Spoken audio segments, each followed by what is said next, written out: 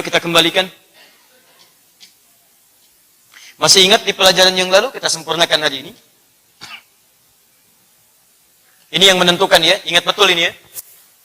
Satu, niat yang ikhlas. Kedua, kesungguhan atau keseriusan. Ketiga, sabar dalam menjalani. Keempat, yakin bahwa setiap mendapati kesulitan, yakin ini mudah. Yakin ini mudah. Dan caranya sudah saya terangkan. Kelima, ada motivasi yang kuat. Setiap Anda ada rasa malas, pesimis, lihat kembali motivasinya. Karena itu saya sarankan, jangan cuma di dalam buku, keluarkan di luar buku. Di luar buku, tulis kertas kecil, tuliskan lagi. Tempelkan di situ. Jadi begitu Anda melihat tulisannya, Anda termotivasi untuk membacanya. Tempel di dinding kamar Anda. Tempel di dinding tembok rumah Anda. Jika saya katakan, Anda coba lakukan. Jangan cuma iya, tapi tidak pernah Anda keluarkan. Kalau cuma di dalam buku, belum tentu Anda baca isinya. Cuma lihat luarnya. Anda keluarkan isinya, tuliskan hadisnya. Dan itulah menjadi motivasi terkuat kita untuk melakukannya. Keenam, jadikan prioritas dalam kehidupan kita. Ketujuh, belum kita bahas. Ingat, belum kita bahas, baru saya sampaikan secara lisan. Jelas ya? Baik. Ketujuh dan kedelapan kita selesaikan sekarang, yaitu memilih guru dan istiqamah. Memilih guru dan kedelapan, istiqamah. Baik. Mari kita fokus, saya punya waktu sampai Isya untuk menyelesaikan ini. Jadi kita fokus pada bahasan utama kita. Satu, poin nomor 7, bagaimana kemudian kita bisa maksimal menghafal Al-Quran, meningkatkan kualitasnya, dan bisa mendapatkan percepatan dalam hafalan. Di antara faktornya selain yang 6 terdahulu, ada hal yang terpenting, yaitu bagian ke-7, memilih guru terbaik yang membimbing kita dalam proses hafalan. Jadi nanti ketika Anda akan memulai menghafal, teman-teman sekalian, Anda terlebih dahulu tentukan siapa yang saya akan jadikan acuan. Baik untuk misal memulai hafalan, yang kedua bisa mengecek hafalan dalam setoran, baik dalam murajaah ataupun dalam sisi yang lainnya. Kenapa ini penting dilakukan?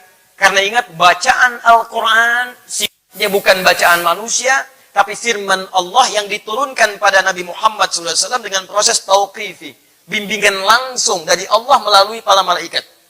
Malaikat yang saya maksudkan malaikat Jibril alaihissalam. Diturun lewat malaikat Jibril, disampaikan kepada Nabi, dan Nabi pun diminta membaca kembali di hadapan malaikat untuk mengecek hafalannya. Sehingga sesuai dengan firman yang difirmankan oleh Allah Subhanahu wa Ta'ala. Paham sampai sini? Baik, saya ambil contoh misal. Anda mulai dari Al-Fatihah, Al-Baqarah sampai dengan An-Nas. Kita tuliskan misalnya, Bismillahirrahmanirrahim. Ini alif, kemudian lam, kemudian mim. Ya, saya minta bantuan. Tolong bisa bacakan dengan sempurna dengan tajwid harakatnya. Boleh angkat tangan, 1, 2 orang. 1, boleh dibacakan. Langsung saja.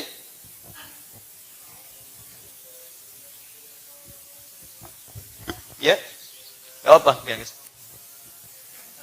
Ya, agak cepat.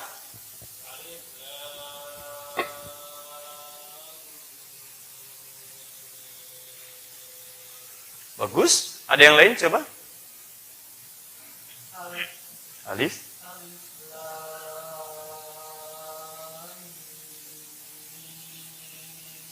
Bagus sekali. Satu lagi.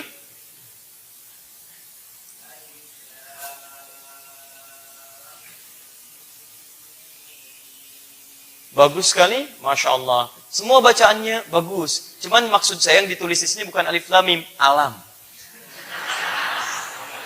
Alam tara kaifa fa'ala rabbuka bi ashabil fil.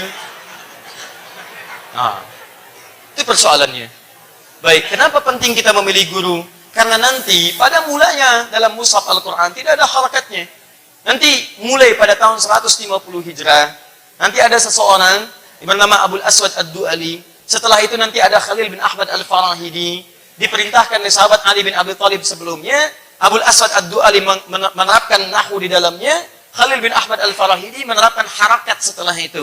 Pada mulanya tulisannya kosong. Alif, lam dengan mim. Ini bisa dibaca alam, bisa dibaca alif, lam, mim. Tahu dari mana bacaan alif lam mim dengan bacaan alam? Mustahil kita bacakan kecuali ada yang membimbing untuk membacakannya. Karena itulah teman-teman, ini bukti bahwa Al-Quran bukan rekayasa Nabi. Kalau Al-Quran direkayasa oleh Nabi seperti tuduhan para orientalis, tentulah tulisan yang sama akan dibaca dengan cara yang sama. Kok bisa Al-Baqarah alif lam mim sedangkan alam nashrah dibaca alam? Kok bisa yang satu alif lam mim yang ini dibaca alam tara kaifa fa'ala rabbuka dan seterusnya? Paham sampai sini? Tayyib. Sama dengan begini. Ain, lam, ya, kemudian ha. Baca. Anda bisa baca alaihi, tapi nanti di Quran ada satu ayat yang dibaca dengan alaihu. Tahu dari mana dibacanya alaihu? Mustahil kalau tidak ada guru yang membimbing kita bagaimana cara membacanya. Jelas sampai sini? Baik. Jadi, teman-teman sekalian, ini dibacanya apa? Belum tentu. Belum tentu. Kalau kemudian tulisannya begini, ya, ini tidak ada tulisan di lam, kemudian ini maka berubah bacaannya menjadi alif lam mim. Jelas sampai sini? Jadi ini apa? Bukan, ini alif lam mim karena sudah ada tandanya seperti ini. Paham ya? Baik. Nah, jadi bagian pertama penting memilih guru karena sifat bacaan Al-Qur'an bukan sifat bacaan biasa, tapi bacaan yang sifatnya dibimbing langsung ya oleh malaikat Jibril kepada Nabi sallallahu alaihi wasallam, dan Nabi pun diminta untuk bertalaqi kepada Jibril alaihi salam, bahkan dalam setiap tahunnya paling minimal sekali beliau khatamkan di depan malaikat Jibril. Di akhir hayatnya 2 kali dia khatamkan untuk memastikan antara yang diturunkan dengan yang disampaikan kepada umat itu benar sesuai petunjuk Allah Subhanahu wa taala. Jelas sampai sini? Di Nabi saja mencari guru. Nabi saja maksudnya dalam bimbingan guru. Masa Anda yang bukan Nabi baca Quran tidak pakai guru? Jelas ya? Nah, ini poin ini. 1.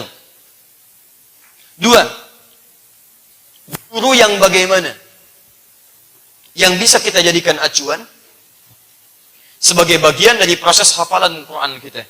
Karena nanti tidak semua guru bisa dijadikan acuan untuk memulai proses hafalan Al-Quran.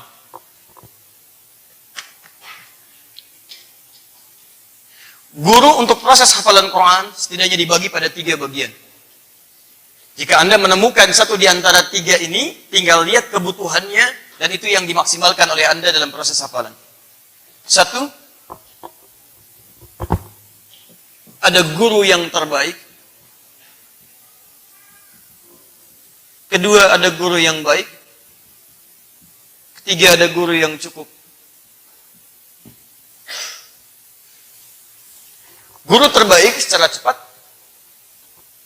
adalah guru yang dalam proses bimbingannya telah menghafal Quran, maksudnya guru yang hafal Quran secara bersanad tersambung kepada Rasulullah SAW. Jadi kita tuliskan guru yang hafal bersanad.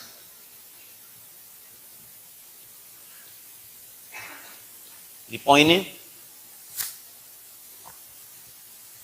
biasanya nanti, ya umumnya dalam keilmuan Islam, terlebih Al-Quran, nanti ada qiraat-qiraat yang ketika dibacakan, seluruh bacaan kita itu nanti akan bersanad nyambung kepada Nabi SAW.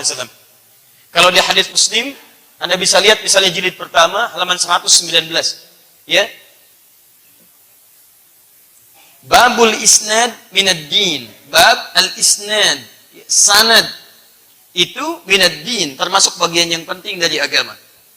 Jadi semua turunan keilmuan dari din, dari Islam, itu diupayakan mesti bersumber kemudian turunannya tersambung sampai dengan ke Nabi SAW.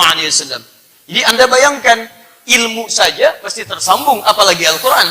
Karena itu, Quran sejak disampaikan oleh Nabi, kemudian dari Nabi kepada sahabat, dari sahabat kepada tabi'in, dari tabi'in sampai ke kita, itu terjaga sanadnya sampai ke Nabi SAW. Jadi kalau Anda belajar pada guru-guru yang utama ini, nanti mereka akan tunjukkan, saya belajar dari sikulan, sikulan dari sikulan, sikulan dari sikulan, sampai sambung kepada Nabi SAW. Dan nanti di akhir ada ijazah sanadnya. Sikulan dari sikulan, sikulan terus terjaga sampai ke Nabi SAW. Ini yang paling utama. Nomor 1. 2, guru yang kedua, guru yang hafal dengan hafalan sempurna Saya katakan ingat ya, kalau hafalan sempurna itu artinya bukan sekedar hafal, tapi tajwidnya bagus. Jelas? Hafalannya kuat. Jadi antara hafalan yang kuat dengan tajwid yang baik itu beriring, terkait, berkelindan, sempurna menyatu pada dirinya. Guru dengan hafalan sempurna walaupun belum bersanad. Kalau sudah bersanad, itu sudah tidak usah ditanya lagi. Karena hafalannya sudah dicek secara maksimal. Tapi ada yang kedua, bukan berarti dia belum punya sanad, artinya tidak layak dapat sanad, bukan. Kadang-kadang, mohon maaf, belum ada waktu untuk dicek dari awal sampai akhirnya, karena untuk mendapatkan sanad pun, dia bukan sekedar hafalan coba dicek. Ya tidak, karena diulang kadang-kadang dari awal sampai akhir. Bacakan Al-Fatihahnya, bacakan Al-Baqarahnya, bacakan Ali Imrannya. Kalau dia konsisten bagus dalam beberapa titik, loncat ke ayat lainnya, loncat ke ayat lainnya, masuk kepada misal gharib muskilah, masuk kepada bagian tertentu, bisa menjawab semuanya, baru kemudian diukur kembali. Bahkan ada yang paling ketat, dia tidak akan diberikan sanad kalau tidak dibaca dari Al-Fatihah sampai dengan An-Nas dengan bacaan yang benar. Dibutuh waktu lagi. Nah, karena itu, ada sementara orang yang tajwidnya sudah bagus, bacaannya sempurna, hafalannya kuat, tapi barangkali belum punya waktu khusus untuk mengambil sanad dalam hafalannya. Maka yang ini pun bisa kita jadikan acuan. 2. 3. Guru yang cukup dijadikan acuan jika tidak bisa mendapatkan nomor 1 dan nomor 2. Jelas? Belum saya jelaskan. Saya jelaskan dulu, baru jelas ya. Luar biasa. Alam dibaca alif lam mim. Belum jelas? Jelas. Baik. Fokus. Yang ini, guru yang hafal dengan hafalan yang belum sempurna, tapi dengan kualitas tajwid yang cukup baik. Dia belum hafal 30 juznya belum hafal, tapi dia punya kemampuan tajwid yang cukup, sangat baik dalam hal tajwidnya. Fokus. Dia belum hafal sempurna 30 juz, tapi dia punya pemahaman tajwid dan kemampuan tajwid yang cukup baik. Paham ini hukumnya ini bacanya ini. Kalau dibacakan bacanya sempurna, seperti hafalan yang terbaik. Jadi kalau Anda dengar bacaan hafalan yang ini, bacaan yang ini pun bisa membaca dengan sempurna dari aspek tajwidnya.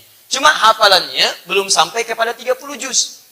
Ini pun boleh Anda jadikan sebagai acuan untuk menghafal hafalan Quran Anda dengan catatan, ingat, dengan catatan hafalan Quran Anda yang ingin dihafalkan itu berada di bawah hafalan guru Anda. Paham ya? Saya mau ngecek hafalan saya, Ustaz. Juz yang keberapa? 20. Anda baru hafal yang 20 misalnya kan? Maka itu tidak ada keseimbangan di sini. Walaupun dia tahu dari sisi makhraj. Paham ya? Ini poin yang ketiga. Ini agak banyak. Jadi nomor 1, ini nomor 2, nomor 3. Nah, kalau poin yang kemarin 1 sampai dengan 6 sudah Anda siapkan, sudah termotivasi dengan kuat, sudah siap Anda akan menghafal, maka step selanjutnya, tahap selanjutnya, mulai tentukan kira-kira guru mana di antara 3 ini yang paling mungkin, sesering mungkin bisa Anda temui dalam aktivitas keseharian Anda. Ingat, jangan paksakan diri Anda. Anda pilih yang paling jauh misalnya, tinggal di Tangerang, pengen setoran ke Bekasi. Anda pikir-pikir dulu. Dalam sepekan berapa kemungkinan bisa ke Bekasi? Jaraknya bagaimana? Kapan Anda datangnya? Kemungkinan datang bisa sering atau tidak? Kemungkinan macetnya bagaimana? Kemungkinan di cancel seperti apa? Jadi saya sarankan cari dari 3 kualifikasi ini yang sekiranya hadir di lingkungan sekitaran Anda yang sering ditemukan dalam harian Anda. Paham? Baik. Kita lanjutkan dulu pembahasan kita.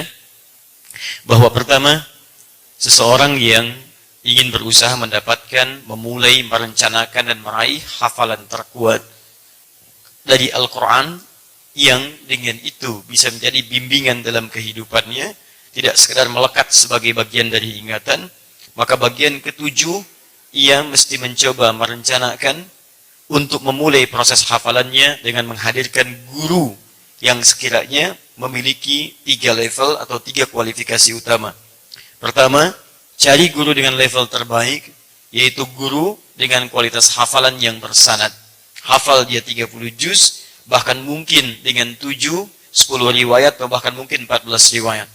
7 riwayat yang mutawatir, tambah 3 riwayat yang masyhur, tambah 4 riwayat yang syadz misalnya, maka terkumpullah kemudian riwayat sempurna dengan sanad tersambung sampai ke Nabi SAW.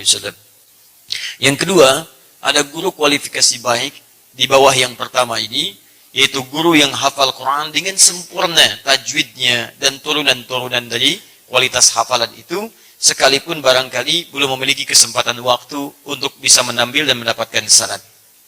Lalu bagian ketiga, ada kualifikasi yang cukup dalam artian hafalan cukup baik, tajwid dikuasai dengan sempurna, sekalipun hafalan belum sampai pada 30 juz.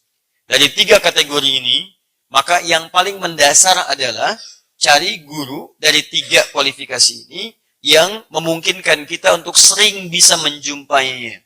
Anda tinggal di Tangerang, cari sekitaran Tangerang dulu. Jangan memaksakan cari di luar itu. Karena konsistensi nanti dengan bagian yang ke-8 itu akan menentukan.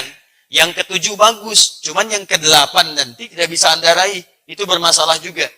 Gurunya bagus, cuman ketika Anda ingin talaki, adanya di Papua misalnya. Ya, itu kejauhan.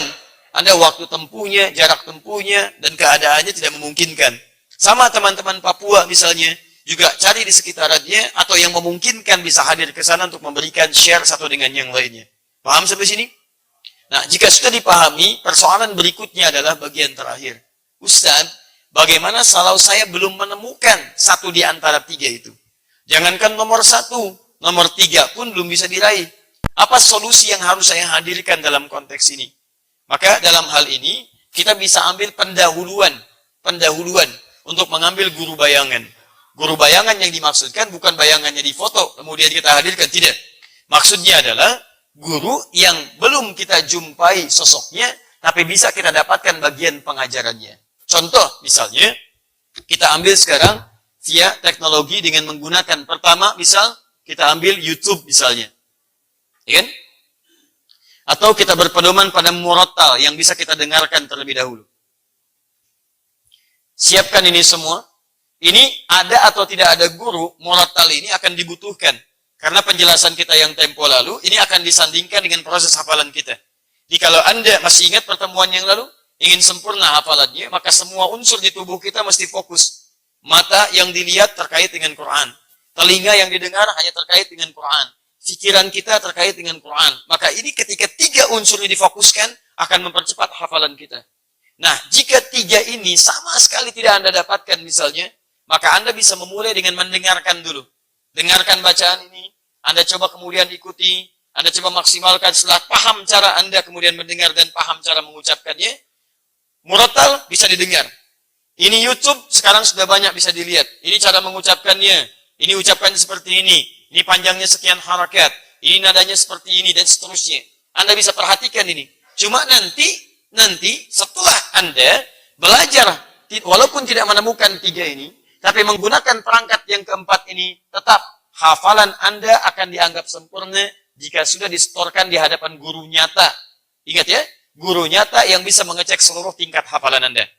Jadi nanti yang menentukan adalah proses murajaahnya dan tahsinnya kepada guru yang akan mengecek hafalan Anda setelah ini sempurna. Paham di sini? Jadi jangan jadikan alasan, kalau saya tidak menemukan 3 ini, maka tidak saya memulai hafalan. Tidak. Anda bisa gunakan perangkat yang keempat, tapi nanti ingat, tidak dicukupkan pada pembelajaran ini. Proses yang selanjutnya mesti dicek hafalan Anda secara sempurna setelah dalam proses ini dilalui untuk menemukan guru yang mengecek hafalan sempurna Anda. Paham sampai sini? Baik, Anda tinggal cukup jauh misalnya. Guru tidak didapatkan, maka gunakan perangkat ini, lalu dari sekian kehidupan Anda, cari waktu. Bismillah, saya kumpulkan uang untuk nabung. Saya mau berangkat misalnya ke Bekasi atau tempat yang lainnya. Setelah 6 bulan, saya coba menghafalkan. Anda maksimalkan. Cari misalnya sepekan, 2 pekan untuk menyetorkan hafalan Anda. Belajar dari situ bertemu dengan guru yang sesungguhnya. Jelas ya? Baik, ini yang coba kita sampaikan untuk memberikan kemudahan-kemudahan dalam proses hafalan Al-Quran. Ada orang nabung uang untuk nonton konser. Hanya urusan dunia. Begitu di perjalanan meninggal. Kenapa nggak Anda kumpulkan uang untuk urusan akhirat Anda? Saya sering katakan, dunia Anda itu sudah diatur. Rizki Anda sudah ada, nggak akan ketukar. Tinggal rizki Anda mau dipakai apa? Ada pakai taat, ada dipakai maksiat. Yang belum jelas itu surga Anda. Makanya pada yang belum jelas, Anda usahakan dari sekarang. Kalau mengatur yang sudah jelas, tidak ada kerjaan. Itu sudah jelas kok, rezeki Anda ada. Tinggal Anda mau kerjakan apa. Anda kerja, rezeki datang. Anda maksimalkan, Anda dapat bagiannya. Anda bisa meraih dengan cara yang halal, dengan cara yang haram. Tapi mau Anda dapatkan dengan halal dan haram, rezeki tetap datang pada Anda. Cuman masalahnya konsekuensinya apa? Dengan yang halal ada pahala, dengan yang haram ada dosa. Jadi kalau Anda bisa memilih yang pahala, kenapa Anda pilih yang dosa? Paham ya? Sama dengan begini, Anda gunakan untuk apa? Toh digunakan pun di situ amalan Anda dituliskan. Anda gunakan yang baik, ada pahala. Anda gunakan yang buruk, ada dosa. Jadi jelas, rezeki itu sudah diatur. Yang belum jelas itu surga Anda. Makanya gunakan rezeki Anda untuk mencari surga Anda, itu poinnya. Paham ya? Baik. Saya sering katakan Korun, manusia paling kaya di muka bumi. Yang pernah disebutkan dalam Al-Quran. Baik, tapi ketika Allah menjelaskan sifat kekayaannya, kalimatnya melekat dengan surganya. Quran surah ke-28 ayat 77. Wabtaghi fima atakallahu daral akhirah wa la tansa nasibaka minad dunya. Maaf, turun ayat mengatakan carilah dengan harta ini peluang Anda untuk mendapatkan akhirat. Karena yang lain gak ada harta sudah dapat bagian surganya. Saking gak punyanya dia rajin puasa. Anda tunggu Ramadan, dia sudah Senin Kamis. Orang lain nunggu Senin Kamis, dia puasa Daud. Silahkan Anda cek, malam-malam dia bangun. Orang nunggu bola, dia nunggu sholat. Dia sholat dia kerjakan, sunnah dia kerjakan, puasa dia kerjakan. Saking gak adanya bagian dari harta. Anda malam sudah gak bangun. Mohon maaf teman-teman sekalian. Maaf untuk puasa, nunggu Ramadan. Kuatan tidak ada. Makanya Allah berikan bagian sisi yang lainnya supaya menyusul amalan orang lain di situ. Karena itu, ini maksimalkan. Ya, 100.000, teman-teman sekalian, masa pulsa 100.000 mau dipakai dengan chattingan, WhatsAppan dan sebagainya aja. Ya, porsi Anda tuh pulang di akhirat lebih tinggi daripada dunia. Porsi dunia Anda nggak ada sekian persennya akhirat. Karena sementara sifatnya. Sementara kalau akhirat itu pasti 100%. 100% itu artinya tidak ada meninggal lagi. Jadi kalau sudah meninggal, sampai ke akhirat, nggak ada meninggal lagi. Kalau Anda masuk surga, selamanya di surga. Cuman masalahnya kalau Anda di neraka, itu masalahnya. Ini masalahnya. Kalau dunia itu sekian persen porsinya. Kalau mau ditarik sedikit, kasih 1%. 1% dunia, ini meninggal habis. Selesai, nggak ada yang dibawa. Apa yang mau Anda banggakan? Peci sebagus-bagus yang akan dibawa meninggal. Ada orang meninggal pakai peci. Yang dibawa kain kafan aja gitu. Handphone meninggal, nggak akan dibawa. Handphone orangnya meninggal, nggak akan dibawa handphonenya. Mobil demikian, dan seterusnya. Karena itu saya sarankan, kalau pada yang sudah pasti pengetahuannya itu yang kita maksimalkan. Akhirat itu 100%. Karena itu tolong, kalau bisa Anda beli pulsa 100.000 per bulan, sisakan untuk hal urusan dunia. Bukan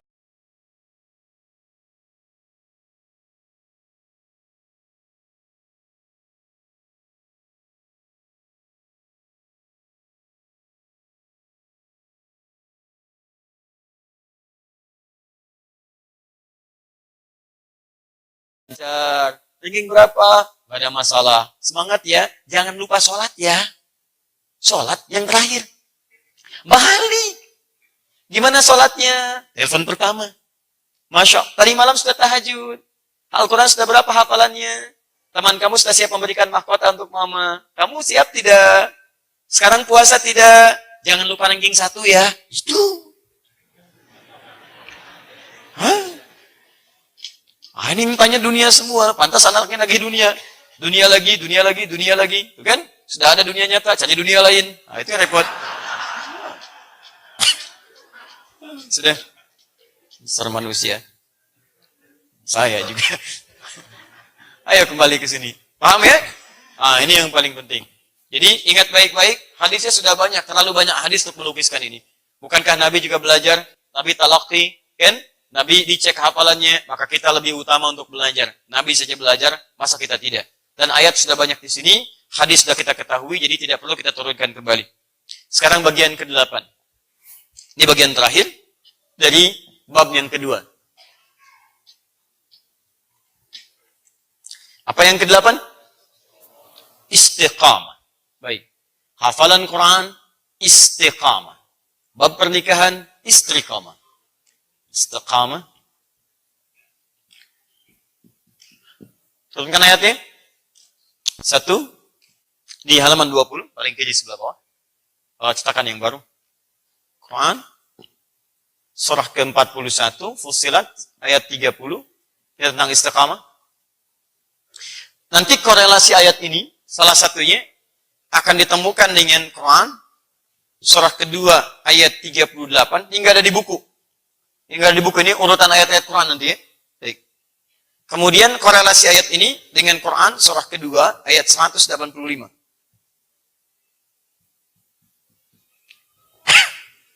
Hadisnya terkait istiqamah dan konsistensi, temukan di hadis Muslim, nomor hadis 783.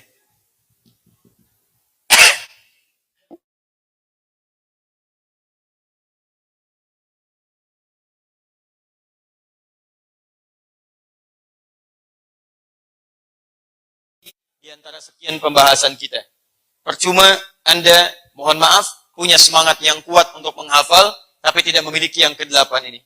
Anda serius, tapi tidak konsisten dalam keseriusan itu. Maka demikian Nabi SAW pernah menyampaikan dalam hadis riwayat Muslim, nomor hadis 783, Ahabbul a'mali ilallahi. Sungguh amal yang paling dicintai, disukai oleh Allah Subhanahu wa taala, adwamuha wa in qalla. Yaitu yang konsisten, istiqamah, walaupun dimulai dengan sedikit.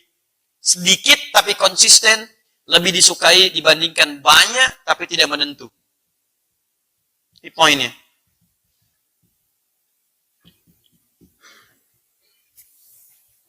Yang dilihat poinnya tidak pada sedikitnya. Yang dilihat konsistensinya. Anda memulai hafalan dengan sedikit. Ingat, Quran itu sangat unik. Nggak bisa diukur dengan parameter apapun, kecuali dengan ukuran yang ada dalam Quran sendiri. Saya beri contoh pada Anda. Misal, orang menghafal, biasanya, dia menghafal misal 5 baris. Kalau hafalan biasa, dia akan praktekkan terus 5 baris. Tapi Quran berbeda. Anda bisa memulai 5 ayat saat pertama. 5 ayat. Tiba-tiba, pada pertemuan berikutnya bisa 50 ayat. Pertemuan berikutnya bisa 500 ayat. Pertemuan berikutnya bisa sekian ayat. Ini yang unik dalam Al-Quran. Jadi konsistensi Anda dalam hafalan, jangan disamakan dengan bacaan biasa. Bisa Anda memulai dengan sedikit, tapi konsistensi dan kecintaan Anda pada Quran, itu akan menentukan kecepatan dan banyaknya hafalan yang akan lekat pada jiwa Anda. Yang penting Anda konsisten. Misal, mohon maaf, Anda tetapkan jam 7 untuk menghafal, maka menghafal. Sekalipun ada pekerjaan yang lain, kecuali ada yang secara syariat dan sangat urgen betul-betul dikerjakan pada saat itu. Misal, pada saat itu misalnya terjadi sesuatu yang mengharuskan Anda meninggalkan kegiatan yang dimaksudkan. Ya, misal, mohon maaf, ada misalnya, maaf qadar Allah, ada yang sakit misalnya, mesti Anda datang ke sana. Anda hadir, tapi nanti sisi yang lain, Anda mesti mengganti waktu yang ditinggalkan di waktu yang lain. Kembalikan ke sini. Kita mulai secara perinciannya. 1, istiqamah. Yang dimaksudkan dengan istiqamah dalam hafalan, merujuk pada keterangan Nabi SAW, adalah sifat konsisten dalam menerapkan program hafalan terkait dengan 3 aspek utama. Sifat konsisten dalam menerapkan program hafalan terkait dengan 3 aspek utama. 3 aspek ini, 1, al-hifdhu, terkait dengan proses hafalan. 2, muraja'ah, proses pengulangan. Dan ketiga, mudzakarah, proses mengingat-ingat yang tidak membutuhkan waktu khusus. Fokus ya, kita belum bicara teknis, tapi ini pengantar kepada teknis. Ini bagian terakhir. Jadi kalau Anda sudah menerapkan, guru sudah ada, fokus, keseriusan siap, niat sudah kuat, kesabaran insya Allah, keyakinan sudah menggebu, kita akan coba mulai.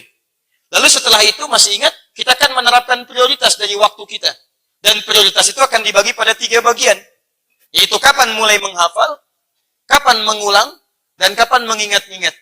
Kalau Anda sudah tetapkan waktu ini di 3 bagian ini, maka mohon maaf, Anda mesti konsisten untuk menjalaninya. Sekalipun untuk membagi waktu ini mungkin sedikit. Misal, saya mau mulai dulu menghafal 3 ayat pertama kali. Dan saya tetapkan misalnya 30 menit setelah subuh. Subuh sekarang misalnya misal saja dimulai 4.41. Mulai subuhnya misalnya jam 5 kurang 10. Jam 5 selesai, saya ambil 30 menit untuk menghafal. Jam 5 sampai setengah 6. Maka jangan coba-coba Anda kemudian menggunakan waktu 30 menit untuk mengerjakan pekerjaan yang lainnya. Misal, terima telepon dulu, simpan telepon, matikan dulu. Misal, chatting dulu, simpan chatting, fokuskan ini. Boleh nggak Ustaz kalau bikin status? Klik, sedang menghafal Quran, jangan ganggu. Itu pun nggak ada kerjaan. Tidak. Fokuskan ini. Jadi kalau sudah Anda cantumkan, konsisten di situ. Nah, kalau misalnya Anda tidak menggunakan waktu ini untuk menghafal, maka Anda mesti ganti di waktu lain. 5 sampai 5.30. Misal, ada yang sangat darurat. Sekarang ada jemputan. Kalau nggak saya naiki ini, saya bisa terlambat, bisa ke pekerjaan. Kalau ada situasi yang lain. Maka dalam konteks ini, Anda bisa kemudian bisa tinggalkan sementara, tapi Anda harus mengganti waktu itu antara satu jeda kepada yang lainnya. Paham ya? Baik. Ini pengulangan murajaah. Pengulangan murajaah yang terbaik saya pernah katakan saat sholat sunnah. Duha ada sunnah. Ya, 2 rakaat misalnya setelah zuhur, 4 rakaat sebelumnya. Baik, kemudian 2 rakaat setelah maghrib, 2 rakaat setelah isya. Anda mesti konsisten.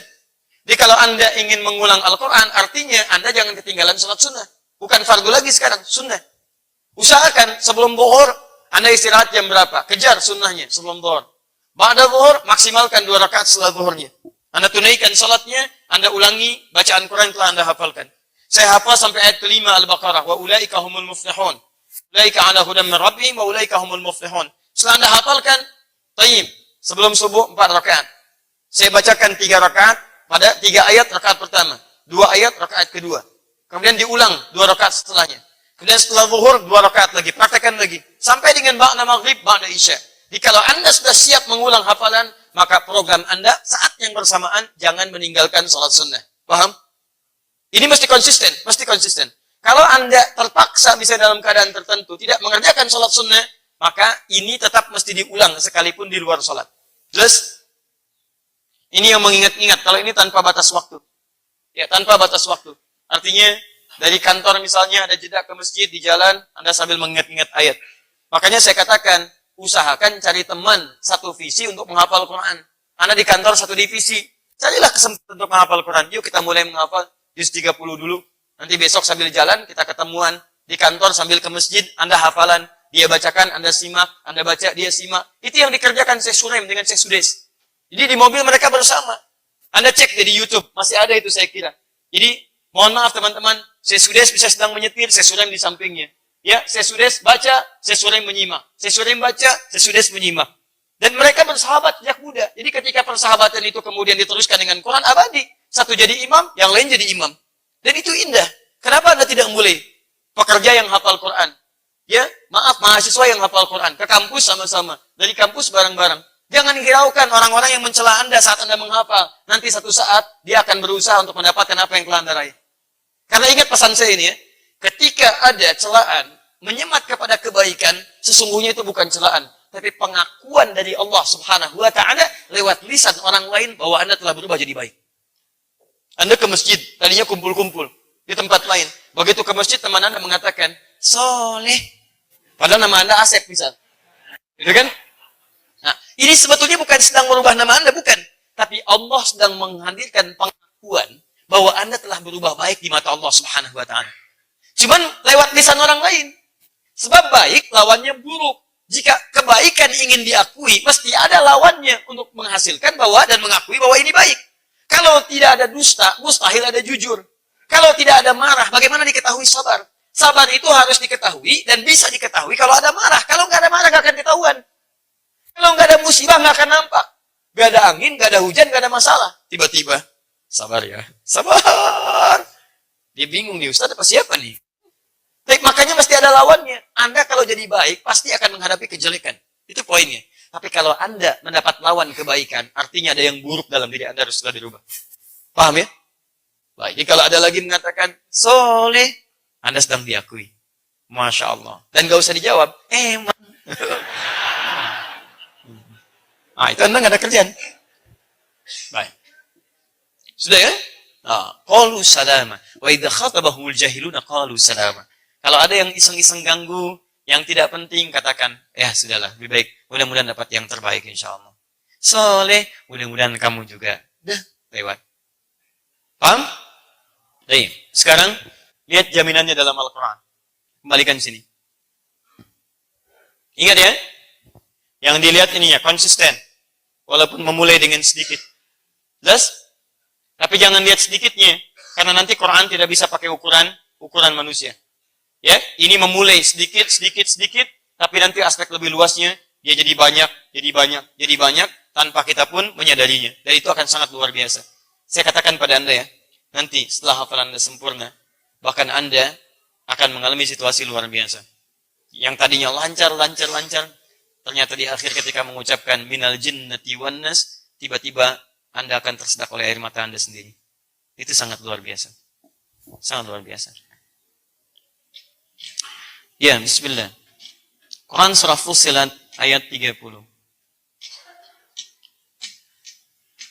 Innal ladzina qalu rabbuna Allah thumma istaqamu. Ini poin. Orang-orang yang meneguhkan pada dirinya. Kalau ada qalu di Quran jangan selalu katakan berkata. Karena kata qaul itu punya 3 arti. Bisa berarti meneguhkan, meyakinkan. Karena seseorang ketika akan meyakinkan pada dirinya, itu dia ingin motivasi lebih, biasanya caranya diucapkan. Itu yang punya teorinya kita, yang praktekan orang Jepang, orang Korea. Ketika mereka ingin meyakinkan pada dirinya, dia katakan, kamu bisa, kamu bisa, kamu bisa. Ya, ada benteng Takeshi. Ya, dulu ada acara itu, ketika ingin menaklukkan, kamu bisa, gitu kan? Saya nggak nonton, nggak ada kerjaan, cuman pernah sekilas lihat. Ya.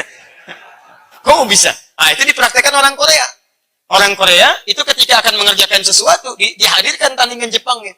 Sebagai motivasi, Jepang sudah bisa ini, kamu harus bisa. Anak-anak TK ketika keluar dia katakan, lebih hebat dari Jepang, lebih bisa dari Jepang, lebih bisa ini, lebih bisa itu.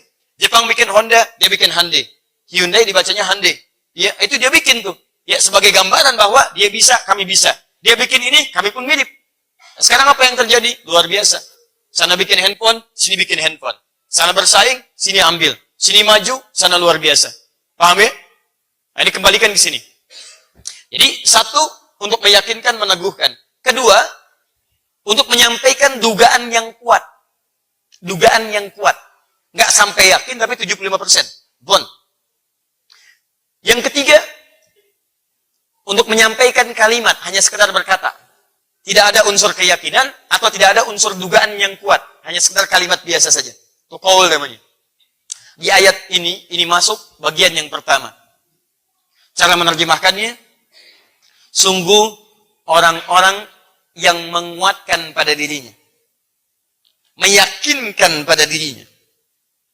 Bahwa hanya Allah, zat yang layak disembah, Tuhan satu-satunya yang diibadahi. Innal ladzina qalu, sungguh orang-orang yang meyakinkan pada diri, Rabbuna Allah, Rabb kami hanya Allah. Yang merawat kami, yang menyembuhkan kami, yang memperhatikan kami, menghidupkan kami, mematikan kami, segalanya bagi kami yang kami sembah. Hanya Allah. Thumma istaqamu, kemudian mereka istiqamah dalam sikapnya itu. Istiqamah, ini poinnya. Istiqamah. Perhatikan. Apa hubungannya dengan Al-Quran? Istiqamah menetapkan Allah sebagai Rabb saja akan mendapat jaminan. Apalagi ketika istiqamah dalam mendekat kepada Allah lewat Al-Quran. Karena Al-Quran bagian firman Allah. Al-Quran disebut oleh Nabi, khairukum man ta'allama al-Qur'ana wa 'allama. Yang terbaik di antara kalian belajar Quran dan mengamalkannya. Al-Quran yang diistimewakan langsung lewat Al-Quran. Al-Quran firman Allah yang menerangkan keutamaannya. Sekarang perhatikan.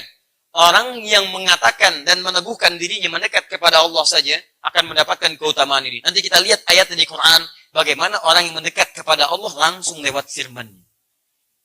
Lihat ini. Tsumma istaqamu, kemudian istiqamah dia dalam mendekat kepada Allah. Satu, tatanazzalu alaihimul malaika. Maka Allah akan khusus menurunkan para malaikat kepada mereka. Masya Allah. Ingat, para malaikat, ada malak, ada malaikah, beda. Beda. Jadi kalau tunggal, malaikat itu bentuk jamak. Kalau disebutkan malaikat itu banyak. Tunggalnya namanya malakun. Malakun. Quran surah 12 ayat 31. Wa qulna hasya lillahi ma hadza basyara in hadza illa malakun karim. Ketika para sosialita itu yang iseng-iseng ingin melihat wajah Nabi Yusuf alaihissalam, datang ke tempatnya pembesar Mesir, tiba-tiba sedang pada gosip bicara sana sini, kemudian tangannya memegang pisau, sedang motong-motong buah, lewatlah Yusuf itu. Kulna hasya lillahi. Para sosialita itu berkata, Masya Allah, ini sih bukan manusia. Ma hadza basyara, in hadza illa malakun karim. Ini malaikat yang turun ke bumi menyamar jadi rupa seorang lelaki. Tanpa sadar, Masya Allah, qata'na aydiyahunna. Tiba-tiba teririslah tangan mereka tanpa sadar. Giris buah, tak kena tangannya. Saking gantengnya Yusuf. Begitu kelihatan, Allahu Akbar. Tak sadar teriris bagian jemarinya. Adi Hidayat nggak ada apa-apanya. Anda lihat saya nggak ada yang diiris. Coba lihat. Nah ini. Fokus. Ya, Masya Allah. Luar biasa. Ini soleh luar biasa. Ganteng-ganteng Nabi. Orang sekarang ganteng-ganteng segala. Ada-ada aja. Pokoknya manusia sekarang tuh pada aneh lah. Pada aneh luar biasa. Ada dunia nyata, ada dunia lain. Ya, ganteng-ganteng Nabi, ganteng-ganteng segala. Luar biasa. Nah, kita kembali kepada fitrah saja sini. Ini ya. Jadi di situ malak, lihat ayatnya. In hadza illa malakun, malak satu orang, satu makhluk, satu. Tapi kalau banyak malaikat. Jadi kalau dalam Al-Qur'an ada redaksi malaikat artinya bukan satu tapi banyak. Sama dengan malam Al-Qadar. Inna anzalnahu fi wa ma adraka ma Lailatul Qadri khairum min tanazzalul. Di saat malam Al-Qadar itu bukan satu dua malaikat. Malaikat pada turun memenuhi bumi.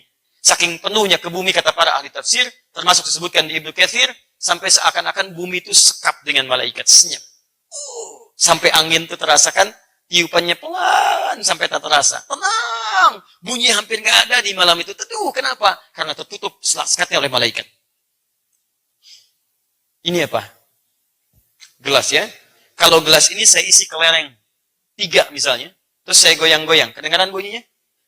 Kedengaran, sama kayak daun bergoyang, macam-macam, angin hirup pikuk. Tapi kalau saya isi dengan kelereng sepenuh gelas ini, saya goyang-goyang, kedengaran bunyinya? Tidak. Seperti itulah banyak turun malaikat, menutup semua celah-celah di bumi. Karena itu keadaan malam itu tenang, damai, hati kita tentram, karena keadaannya luar biasa. Kalau tidak percaya, nanti saat malam Ramadan, Anda jangan tinggalkan malamnya. Cara cepat mendapatkan Lailatul Qadar, sederhana, gampang caranya. Malam, maksimalkan untuk ibadah. Anda tidur sejenak, malamnya bangun, walaupun 1 jam, 2 jam. Setiap malam Ramadan jangan tinggalkan. Kalau setiap malam Ramadan Anda ibadah, demi Allah saya katakan, Anda berpotensi mendapatkan Lailatul Qadar. Karena Anda tidak pernah meninggalkan malamnya. Jelas ya? Gampang, jangan tanyakan lagi. Ustaz, bagaimana cara cepat mendapatkan Lailatul Qadar? Malam ibadah. Setiap malam Ramadan. Walaupun 1 jam, 2 jam. Ambil jeda malam, ibadah di situ. Setelah itu, istirahat lagi. Insya Allah, Anda akan dapatkan bagiannya. Jelas ya? Nah, sekarang lihat sini. 1, para malaikat turun menyertainya. Masya Allah. Apa yang kemudian terjadi ketika malaikat diturunkan oleh Allah khusus untuk menjaganya? Orang-orang yang dekat dengan Allah, meneguhkan dirinya. Ingat, dekat ini bukan sekedar dia merasa dekat, tidak. Tapi ada indikatornya.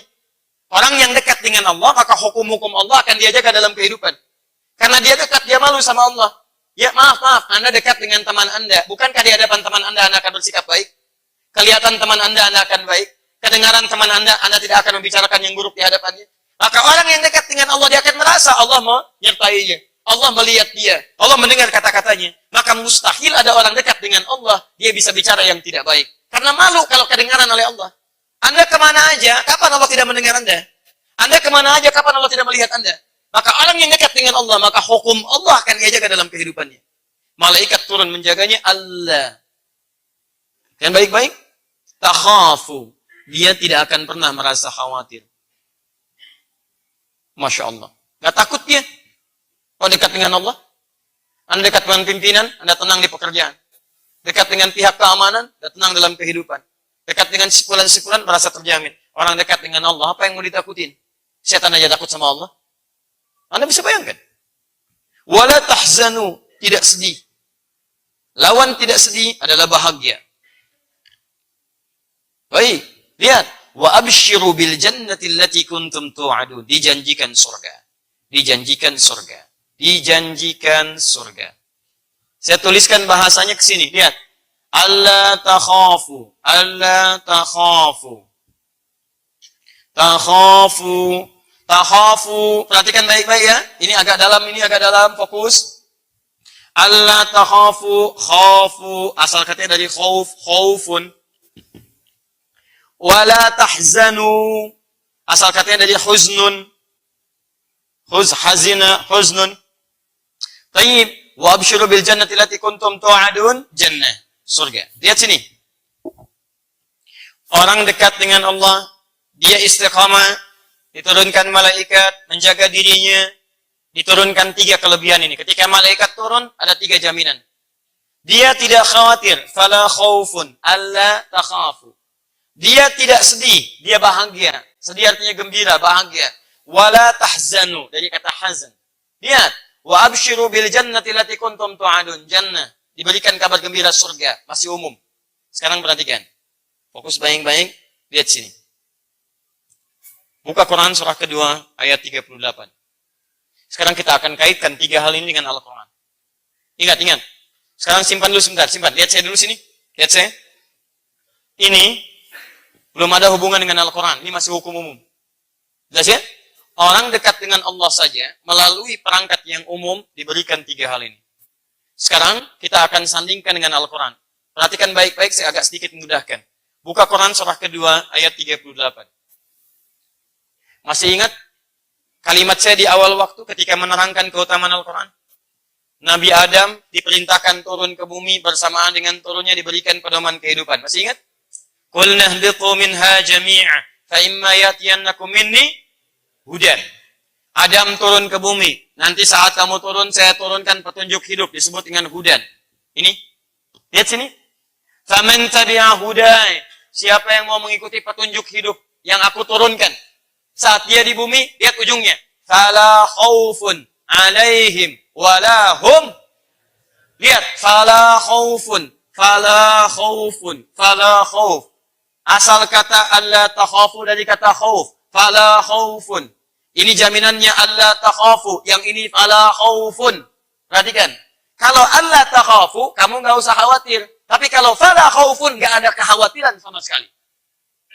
Yang ini nggak khawatir karena malaikat turun. Tapi kalau yang ini, kekhawatiran dihilangkan dari dalam dirinya oleh Allah Subhanahu wa taala. Nggak ada khawatir sama sekali. Jadi yang ini lebih tinggi dibandingkan dengan yang ini. Lebih tinggi. Kapan yang ini didapatkan? Ketika dia dekat dengan Allah lewat hudan. Faman tabi'a hudaya. Orang yang dekat dengan hidayah Allah Subhanahu wa taala, mengikuti petunjuk kehidupan, maka fala khaufun alaihim, bagi diri mereka, walahum yahzanun, dan dijaga langsung oleh Allah untuk tidak pernah mendapati kesedihan dalam kehidupannya. Ada musibah, tenang. Ada kebahagiaan, nggak berlebihan. Tenang hidupnya. Luar biasa. Ini. Yang ini, alla takhafu wala tahzanu. Dijamin tidak akan bersedih. Tapi jaminan ini melekat ketika malaikat menyertai. Yang ini tidak. Anda lakukan pedoman dalam kehidupan, ikuti petunjuk Allah, maka la khaufun, kekhawatiran disingkap dari hidup Anda, walahum yahzanun, kesedihan ditepikan dalam kehidupan Anda. Paham? Adam turun, datang membawa hudan. Adam meninggal, Nabi lain dipilih, datang membawa hudan. Singkatnya, umat terakhir Nabi Muhammad dipilih, sallallahu alaihi wasallam, datang membawa hudan. Apa hudannya? Quran surah kedua ayat 185. Paling kiri pertengahan. Karena Nabi ini Nabi istimewa, Nabi terakhir, orangnya istimewa, sifatnya istimewa, diturunkan di waktu yang paling istimewa. Di antara sekian bulan, yang istimewa bulan Ramadan. Di antara sekian hari, yang istimewa hari Jumat. Di antara sekian malam, malam Jumat yang paling istimewa. Maka petunjuk terakhir ini turunnya di malam istimewa, di hari yang istimewa, dan di bulan yang istimewa. Bulan Ramadan, di hari Jumat. Syahr Ramadan alladzi unzila fihi al-Quran.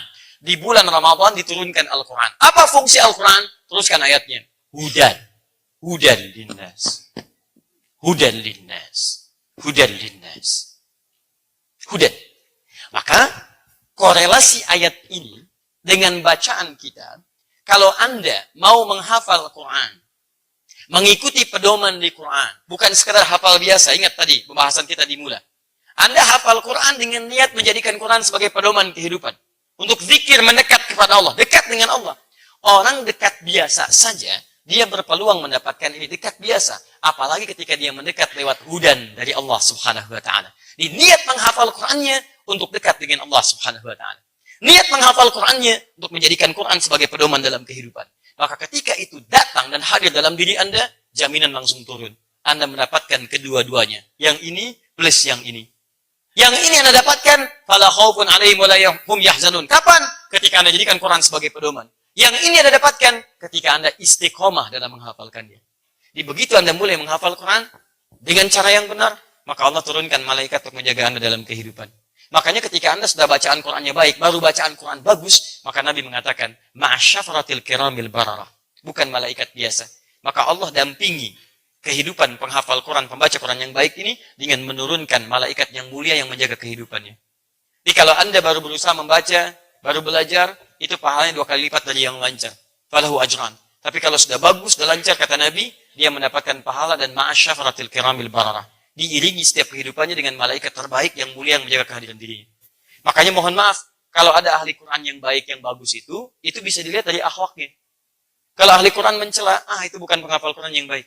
Walaupun dia paham hukumnya, tidak. Ahli Quran itu akan kelihatan kata-katanya sopan, tutur katanya, perilakunya, macam-macamnya. Itu ahli Quran yang benar. Dan itu akan luar biasa dalam kehidupan. Makanya saya katakan pada Anda sekeluarga jadi ahli Quran, mulia hidup Anda. Sudah. Malaikat aja turun. Malaikatnya turun jaga Anda. Saking mulianya Anda dijaga oleh Allah supaya tidak berbuat yang tidak mulia. Makanya aneh kalau ada ahli Quran, perilakunya tidak mulia. Aneh. Hati-hati ya. Nanti setelah ini saya umumkan ada beberapa yang lain. Saya juga agak terkejut ketika kami diskusi. Nanti kita akan teruskan programnya. Pada dulu kita dengan sahabat kami, Mas Ihsan. Di sini kita dialog ya untuk mengetahui karakteristik kehidupan. Ternyata pasca kajian itu ada yang datang berkonsultasi, ada yang telepon dan macam-macam. Dan yang paling mengejutkan adalah tidak sedikit orang-orang yang hadir dalam mengikuti ta'lim di beberapa tempat, ternyata ada virus-virus yang melekat dalam kehidupannya. Maka saya kira ini saatnya kita berubah. Kata dia lebih baik. Mudah-mudahan dengan perubahan ini, kehidupan kita akan lebih mulia di hadapan Allah Subhanahu wa Ta'ala. Terakhir. Ya Allah, ini orang biasa yang mendekat dapat surga. Tapi keterangan surganya, wa absyiru bil jannati allati kuntum tu'adun. Kami janjikan surga. Kalau yang biasa saja surga, maka penghafal Quran surga yang bagaimana? Saya sudah jelaskan di pertemuan lalu. Surganya spesial, surga khusus yang dikunjungi oleh setiap malaikat dan melewati setiap pintu surga. Dalilnya Quran surah ke-13 ayat 23 sampai 24. Dihubungkan dengan Quran surah ke-35 ayat 33. Di Quran di surah ke-35 Fatir ayat 33, paling kiri sebelah atas, penghafal Quran dijanjikan paling minimal jannatu adnin yadkhulunaha. Dia akan masuk mereka kepada surga Aden. Masuk surga Aden. Ketika masuk, yuhallawna fiha min asawir. Diberikan perhiasan-perhiasan. Mahkota yang bagus. Pakaian yang indah. Nah, di Quran surah 13 ayat ke-23 sampai 24, mereka berpeluang narik bapaknya yang soleh. Ibunya yang soleh. Istrinya yang soleh. Suaminya yang soleh. Keturunannya yang soleh. Kalimatnya sama awalnya. Jannatu adnin yadkhulunaha. Wa man salaha min abwaihim. Wa azwajihim. Wa dhurriyatihim. Yang hebat, di dunia malaikat turun mendampingnya, di akhirat menyambut dia. Wal malaikatu yadkhuluna alaihim min kulli babin. Dan malaikat akan mengunjungi mereka di setiap pintu surga dan mengatakan pada mereka, salamun alaikum bima sabartum. Selamat atas Anda bisa masuk ke surga sini karena Anda bisa sabar menjalani ujian-ujian saat Anda berada di dunia. Penghafal Quran yang sabar, sabar menghafal, sabar menghadirkan kesolehan, sabar menenun amal mulia. Dan yang paling hebat, fa ni'ma uqbad dar. Kalimat pamungkasnya, inilah tempat terindah yang mungkin Anda pernah dapati dalam kehidupan selama Anda hidup. Jadi, dilukiskan dalam riwayat yang sahih, sepakir-fakirnya Anda di dunia, semenderita-menderitanya, bahkan Anda pernah punya pengalaman sepedih-pedihnya, lebih pedih daripada semut yang digilas truk dengan ton luar biasa misalnya, itu ketika Anda masuk surga, baru nginjak ke surga aja, itu sudah nggak pernah merasa teralami itu semua. Seakan-akan nggak ada apa-apa. Seakan-akan nggak ada, teringat nggak ada apapun yang pernah Anda bawa dalam kehidupan. Nggak ada sama sekali. Apalagi Anda datang ke surga sebagai penghafal Quran. Itu luar biasa. Siapkan diri kita mulai malam ini, karena kita tidak akan tahu kapan kita pulang menghadap Allah Subhanahu wa Ta'ala. Kalau Anda masih merencanakan besok hari, tidak ada jaminan Anda hidup sampai dengan esok hari. Karena itu saya sarankan pada Anda, kita tidak tahu kapan kita bertemu lagi. Ya, malam ini saya berangkat, dan kemudian pekan depan belum tentu kita ketemu. Untuk itu saya berikan PR untuk bersama, mulai menghafal Quran, perbanyak hafalan kita, mulai rubah hidup kita, buka lembaran baru dalam kehidupan, dan insya Allah suatu saat akan terjadi perubahan dalam kehidupan kita insya Allah. Kita telah selesaikan bagian pertama ini. Insya Allah nanti setelah kami kembali, kita akan lanjutkan pada bagian yang kedua tentang bagaimana simulasi atau cara praktek menghafal Quran pada bagian ketiga sebelum kita nanti masuk kepada pendalaman At-Taisir.